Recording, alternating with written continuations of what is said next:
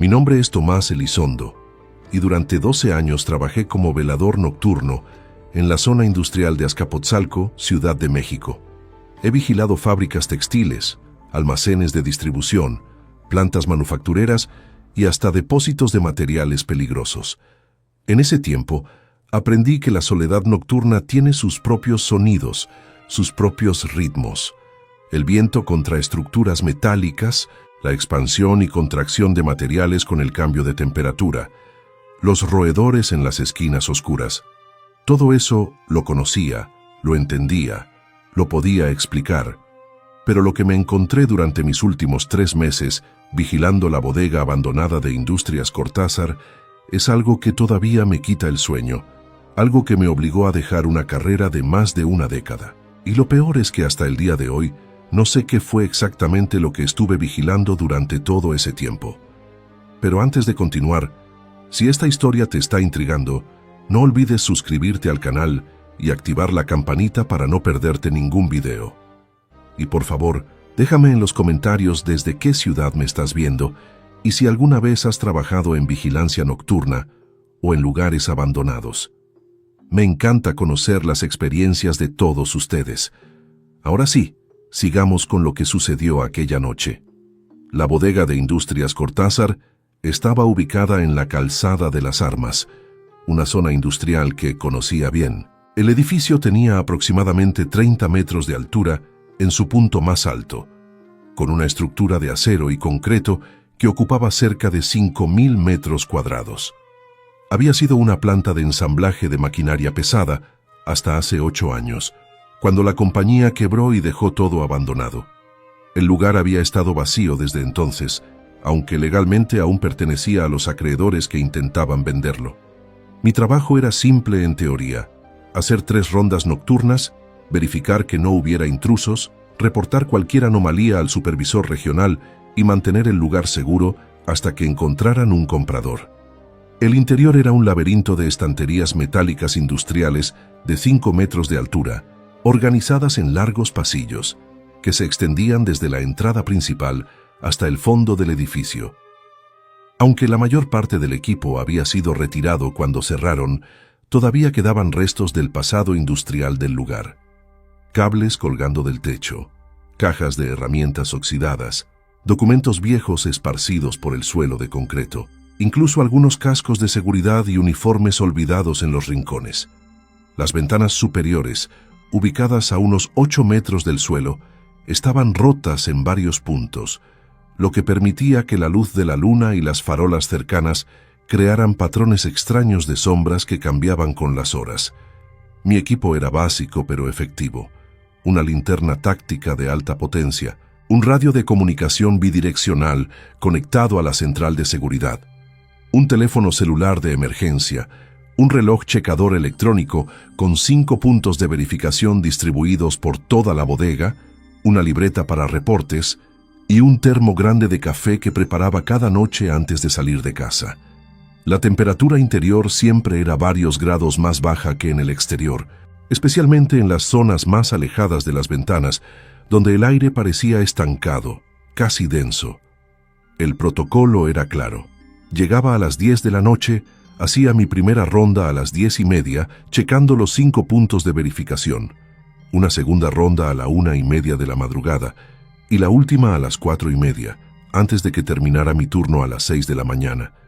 Entre rondas, me quedaba en la pequeña garita de vigilancia cerca de la entrada principal, donde había instalado una silla plegable, una mesa de plástico y un pequeño calentador eléctrico para las noches más frías. Desde ahí podía ver la entrada principal y escuchar cualquier movimiento inusual en el interior, aunque con un edificio de ese tamaño, los sonidos podían ser engañosos. Los primeros días fueron completamente normales. Caminaba mis rutas establecidas, checaba mis puntos, reportaba todo en orden y pasaba el tiempo leyendo o escuchando la radio.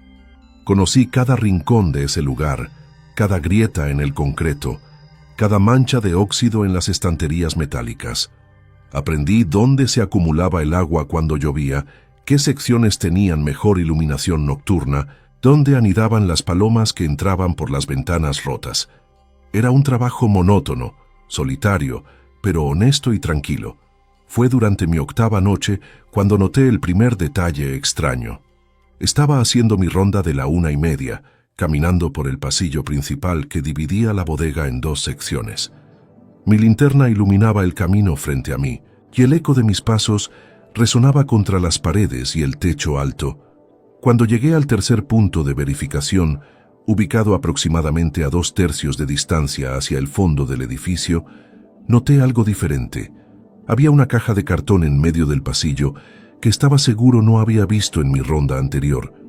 No era gran cosa, solo una caja de archivo común, de las que se usan para guardar documentos, pero estaba en un lugar donde yo había pasado hacía 3 horas y definitivamente no estaba ahí antes. Me acerqué con precaución, iluminándola completamente con mi linterna. La caja estaba cerrada, con polvo acumulado en la superficie como si llevara ahí mucho tiempo, pero eso no tenía sentido. La levanté con cuidado, evaluando su peso, unos 3 o 4 kilos quizás, y la moví hacia un lado del pasillo, asumiéndola que tal vez se había caído de alguna estantería por vibración o movimiento de roedores. Completé mi ronda sin incidentes adicionales y anoté en mi libreta: caja encontrada en pasillo central, posible caída de estantería superior, movida a zona lateral, sin otros hallazgos. 3 noches después, durante mi ronda de las 10:30, encontré la misma caja, o una idéntica, exactamente en el mismo lugar del pasillo donde la había encontrado la primera vez. Esta vez no había polvo encima. La superficie era más limpia, pero estaba en la posición exacta. Sentí un escalofrío recorrer mi espalda, y mi primer instinto fue revisar todas las direcciones con mi linterna, buscando cualquier señal de otra persona en el edificio. El haz de luz cortaba la oscuridad, revelando solo las interminables filas de estanterías vacías y el concreto agrietado del suelo. Tomé mi radio y contacté a la central. Base, aquí Cortázar. Tengo una posible intrusión. Requiero verificación de perímetro externo y cámaras. La voz del operador nocturno, un joven llamado Luis al que conocía de otros trabajos, respondió después de unos segundos. Recibido, Cortázar. Verificando. Tomás, todas las cámaras externas muestran perímetro seguro. No hay señales de acceso no autorizado, ninguna puerta o ventana forzada. ¿Qué tipo de intrusión reportas? Le expliqué lo de la caja y su reaparición. Hubo una pausa prolongada antes de que Luis respondiera. Entendido. Posiblemente algún animal mayor moviendo objetos. ¿Quieres que envíe un equipo de respaldo? Negué. No quería parecer nervioso por una simple caja de cartón. Negativo, base. Continúo con ronda normal. Solo mantengan monitoreo de cámaras externas activo. Esta vez abrí la caja. Dentro había carpetas viejas con documentos de la empresa, facturas, órdenes de compra, nada relevante ni valioso. Pero algo en la situación no encajaba. Volví a mover la caja hacia el lado.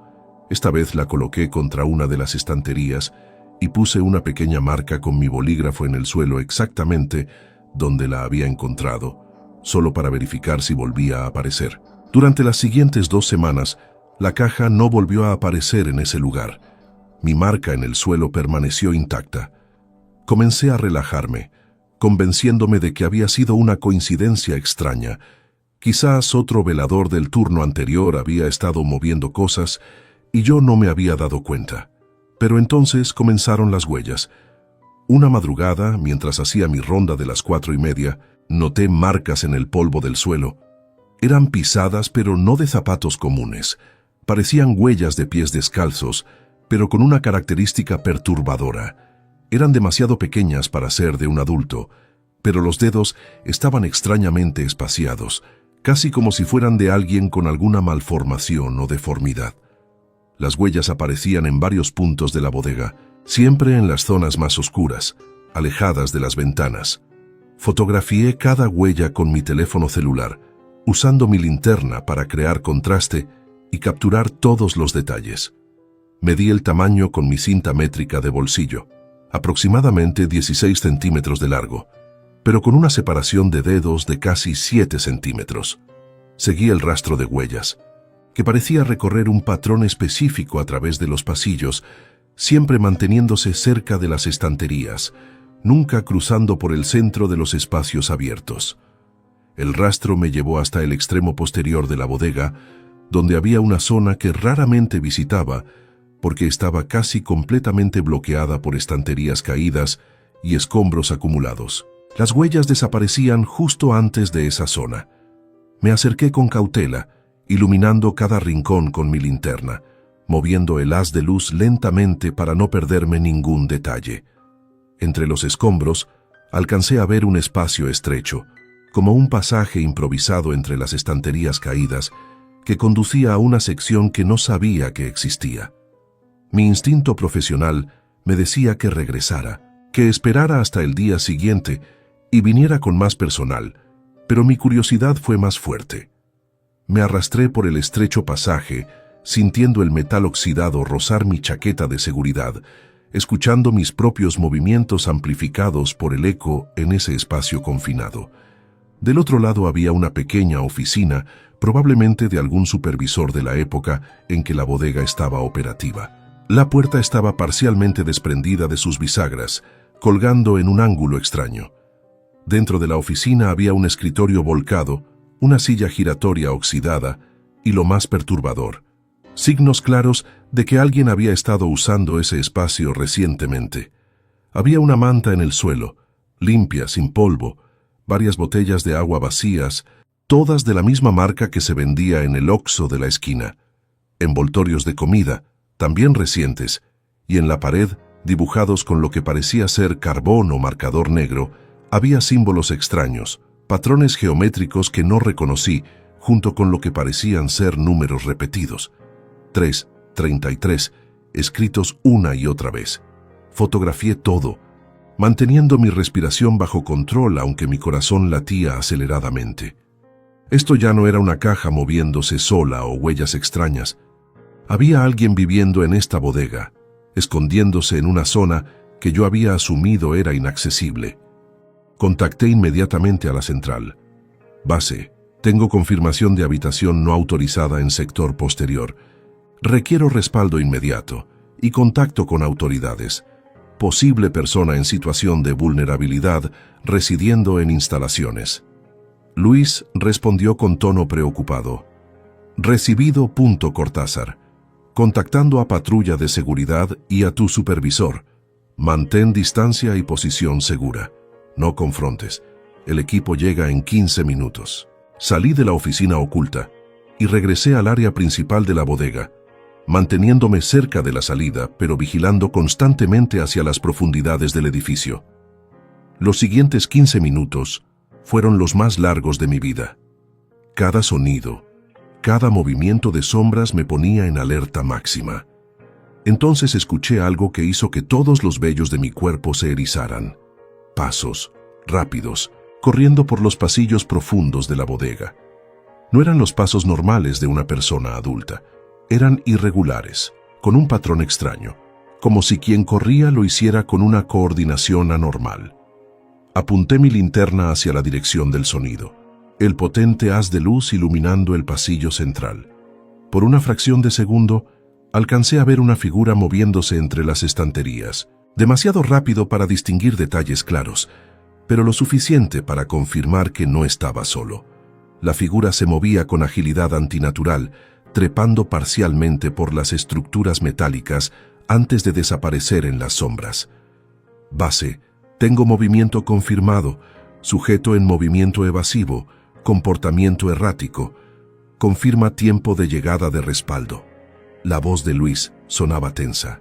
Patrulla a 5 minutos, Tomás. Mantén distancia. Si sientes peligro inmediato, abandona instalaciones. Los pasos continuaron, ahora multiplicándose, como si hubiera más de una persona, o como si quien estuviera ahí se moviera tan rápidamente que creaba ecos confusos. Y entonces escuché algo más perturbador.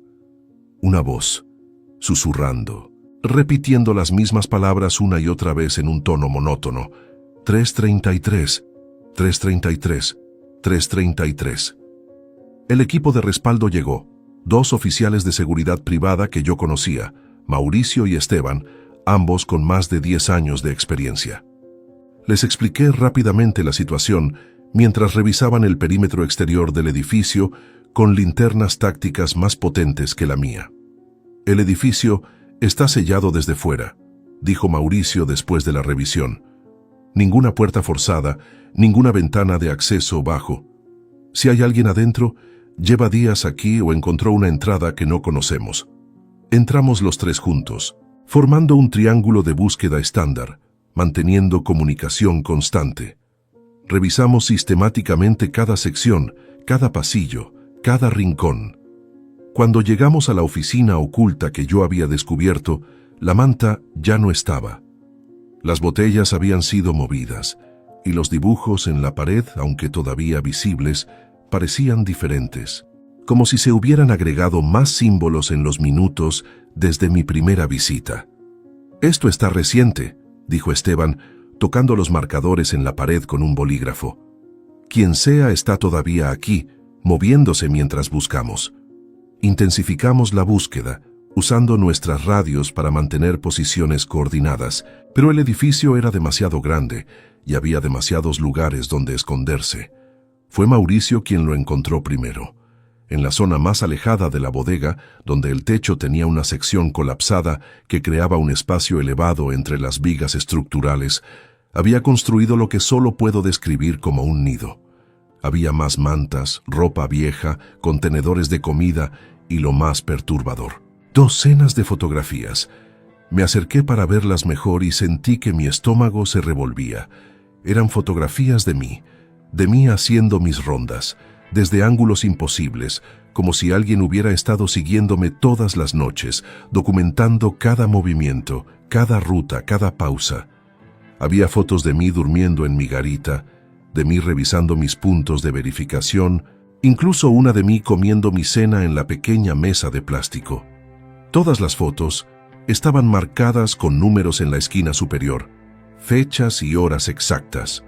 Quien estuviera aquí llevaba al menos 3 semanas observándome sin que yo lo notara.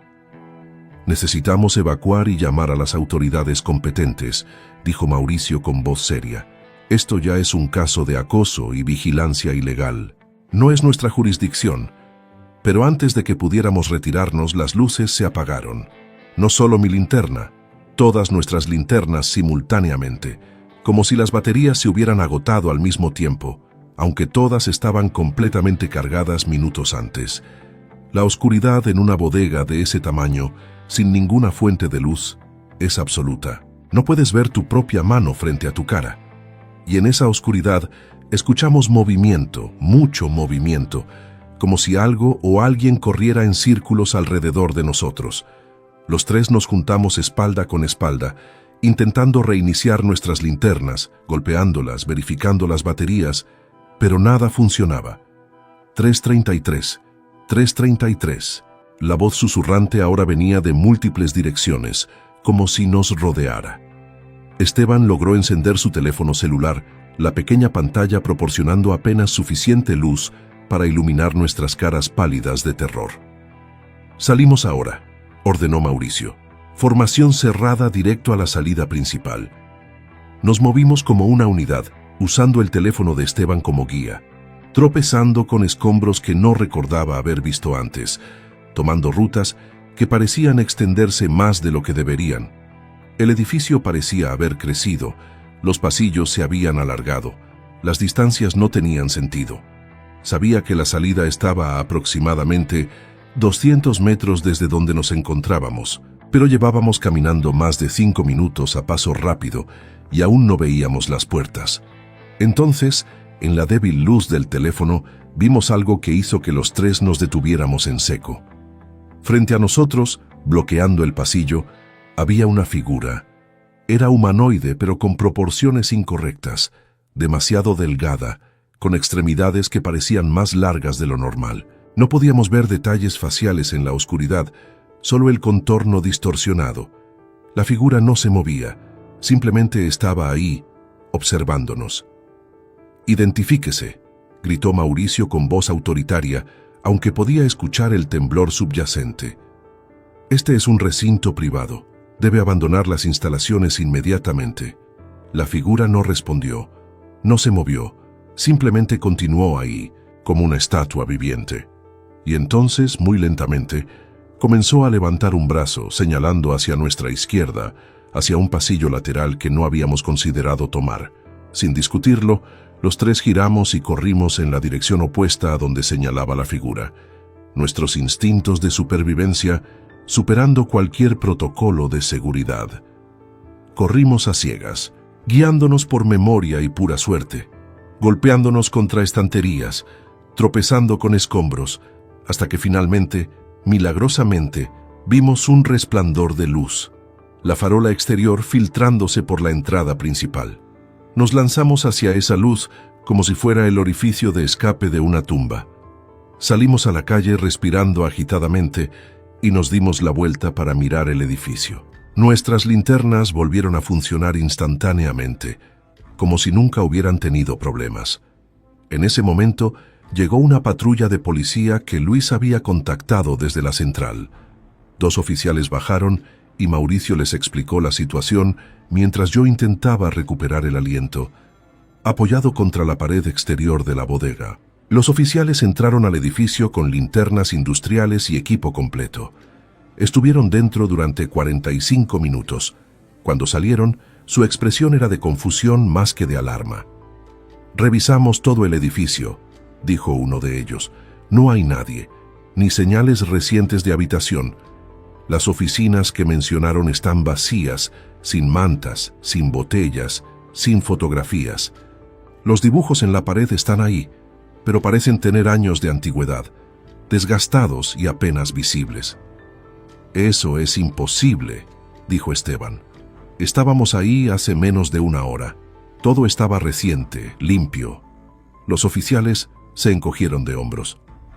«Señores, tal vez el estrés del trabajo nocturno, las sombras jugando trucos, pasa más seguido de lo que piensan.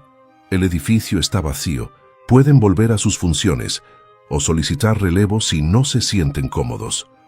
Mauricio y Esteban decidieron esperar hasta el amanecer antes de volver a entrar. Yo supe en ese momento que no volvería a entrar jamás. Llamé a mi supervisor esa misma mañana y le expliqué que renunciaba efectivamente inmediato. No le di detalles completos, solo le dije que había tenido un incidente que me hacía imposible continuar en ese puesto.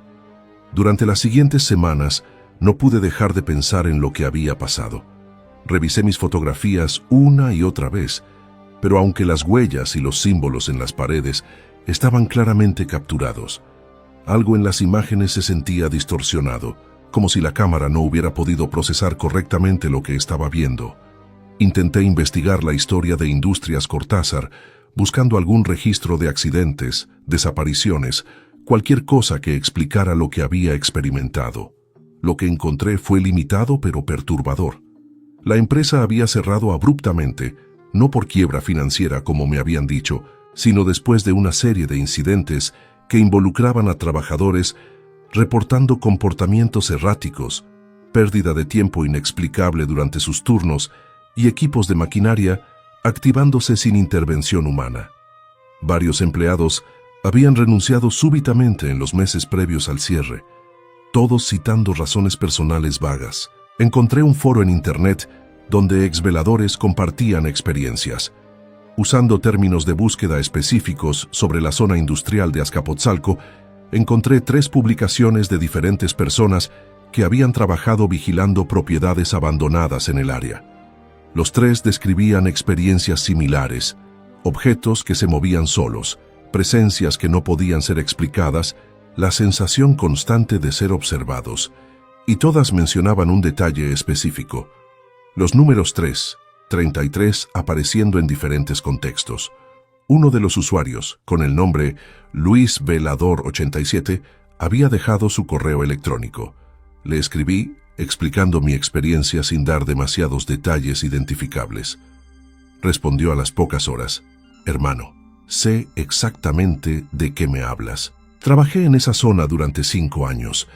Dejé el trabajo después de lo que vi en un depósito cerca de la calzada.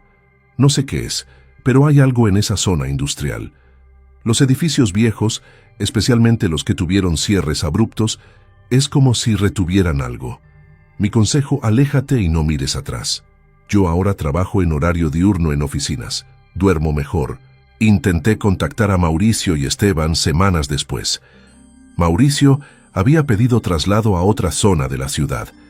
Esteban había renunciado por completo a la seguridad privada y estaba trabajando en un negocio familiar.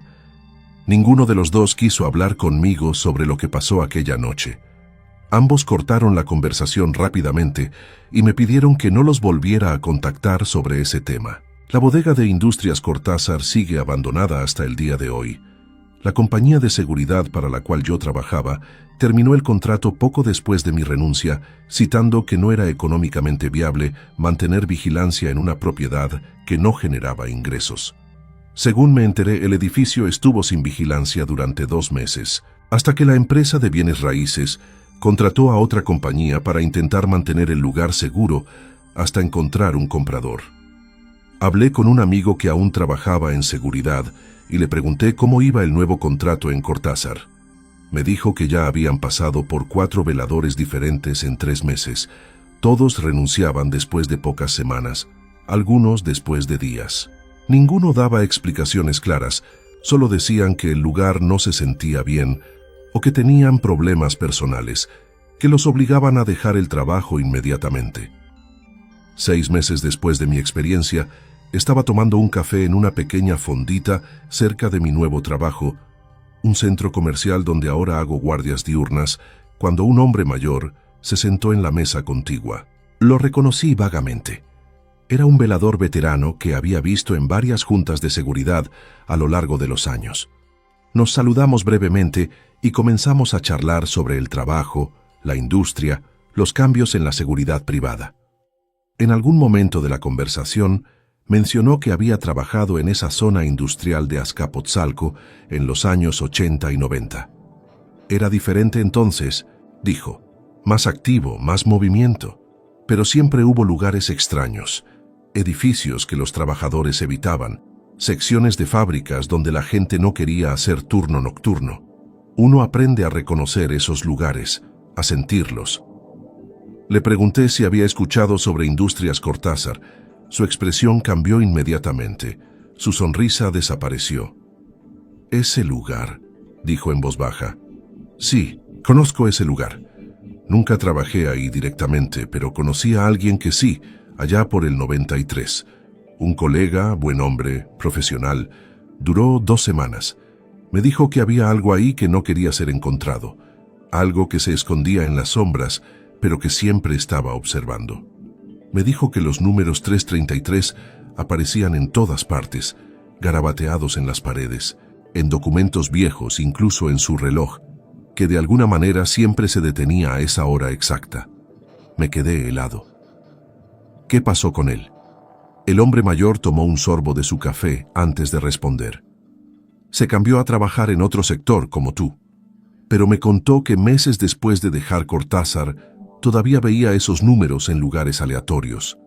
En recibos de tienda, en placas de autos que pasaban, en la pantalla de su televisión cuando había interferencia.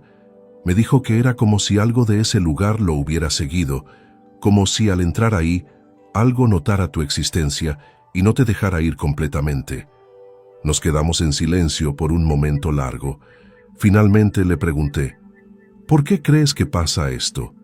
¿Qué es lo que hay ahí? Él negó con la cabeza. Hijo, en 30 años de este trabajo, he visto y escuchado muchas cosas que no tienen explicación lógica. He aprendido que hay lugares que simplemente están mal, lugares donde algo pasó, que dejó una marca, una presencia.